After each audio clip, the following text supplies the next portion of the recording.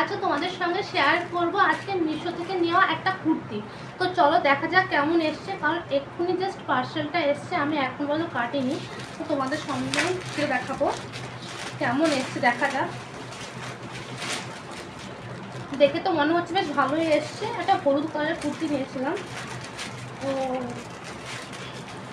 সবই শেয়ার করবো, পরেও দেখাবো যে কেমন এসছে, যে তোমরাও নিতে পারো।